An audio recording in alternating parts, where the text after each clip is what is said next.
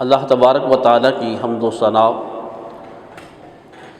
اس کے پیارے حبیب تاجدار انبیاء، شفیع معظم، نور مجسم، رحمت للعالمین جناب حضرت محمد مصطفیٰ صلی اللہ علیہ وآلہ وسلم آپ کے حضور ناز میں اپنی محبتوں، اپنی عقیدتوں کا خراج پیش کرنے کے بعد جو آیہ کریمہ کا کچھ حصہ آپ حضرات کے سامنے تلاوت کیا، اللہ تبارک و تعالیٰ کی بارگاہ میں دعا ہے کہ وہ احکم الحاکمین اس کا صحیح مفہوم بیان کرنے کی توفیق عطا فرمائے، اور اللہ تبارک و تعالیٰ ہم سب کو سن سنا کر اس پر عمل کرنے کی توفیق عطا فرمائے۔ آج کے جمعۃ المبارک میں امام الائمہ عظیم عالم دین، عظیم تابعی، حضور سیدنا امام اعظم ابو حنیفہ رحمۃ اللہ تعالی علیہ، حضرت نعمان بن ثابت رضی اللہ تعالی عنہ کی زندگی پر چند باتیں آپ کے گوش گزار کروں گا۔ حضرت امام اعظم ابو حنیفہ رحمۃ اللہ تعالی علیہ الحمدللہ ہم اہل سنت و جماعت حنفی ہیں،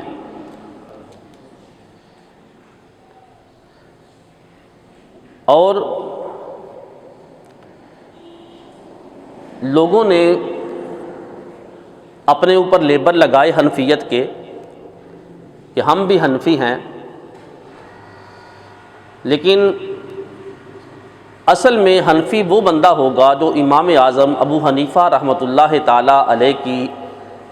سیرت پر، آپ کی فقہ پر عمل کرنے والا ہوگا۔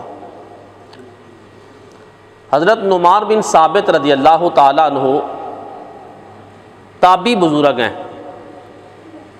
جنہوں نے صحابہ کرام رضی اللہ تعالی عنہم سے ملاقات فرمائی ہے،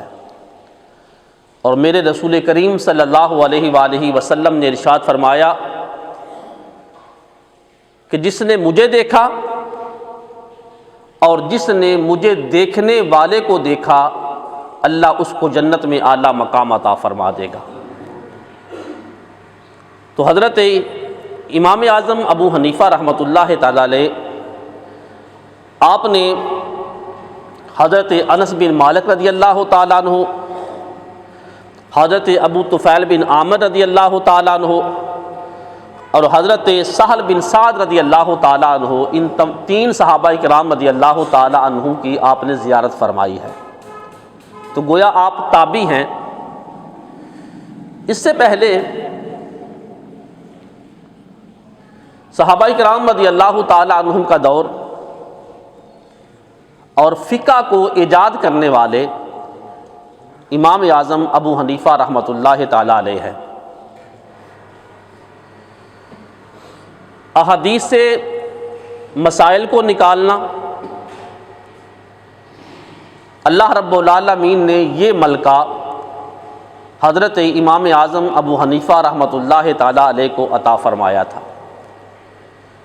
ایک صحابی دارا اسلام میں آئے، مسلمان ہوئے، ان کی 10 بیویاں تھیں۔ جب مسلمان ہوئے تو رسول کریم صلی اللہ علیہ وآلہ وسلم کی بارگاہ میں عرض کیا گیا، یا رسول اللہ صلی اللہ علیہ وآلہ وسلم، میری تو 10 بیویاں ہیں،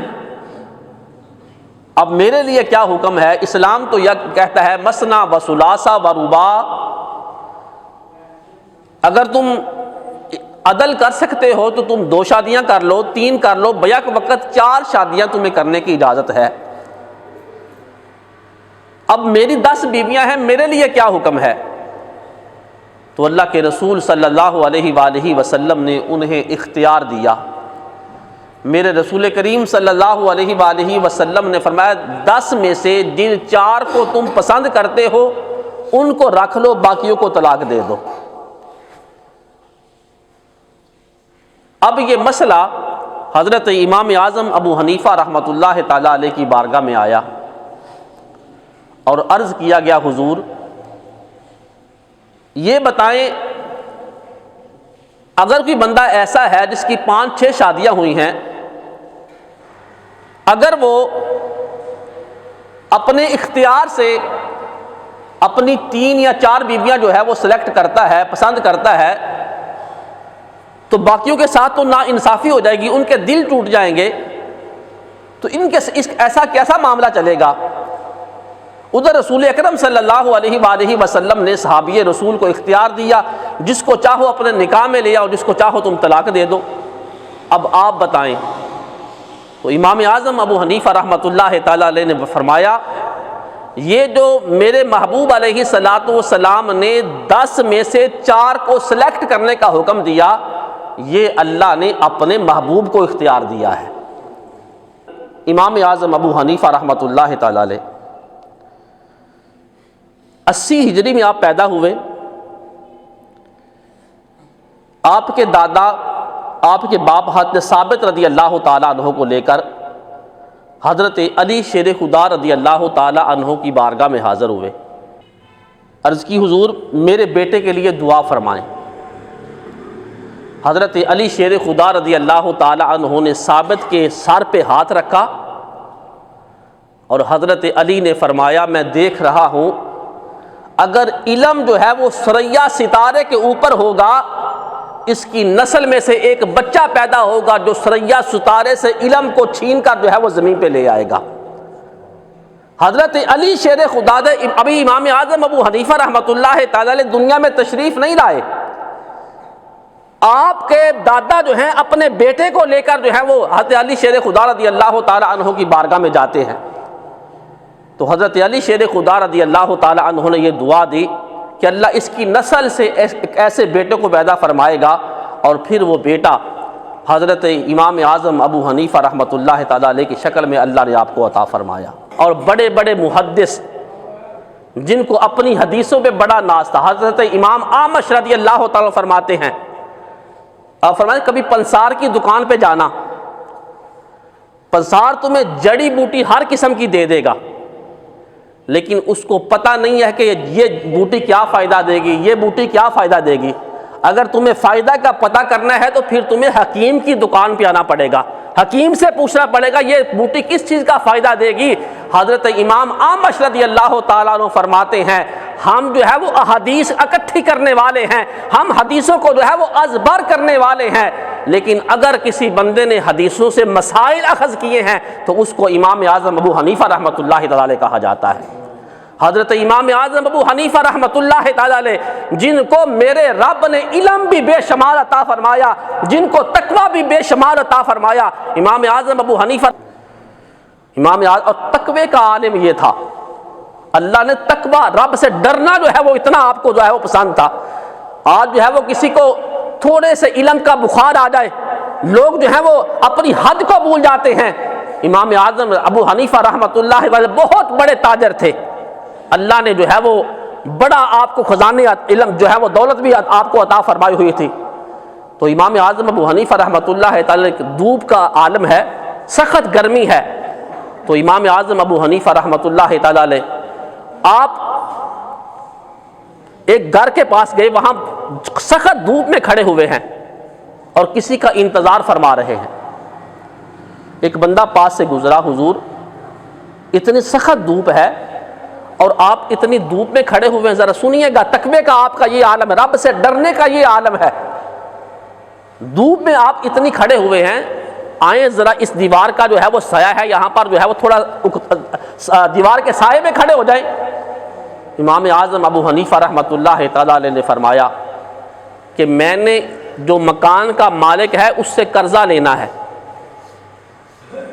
تو وہ اندر بیٹھا ہوا ہے اور میں باہر ہوں،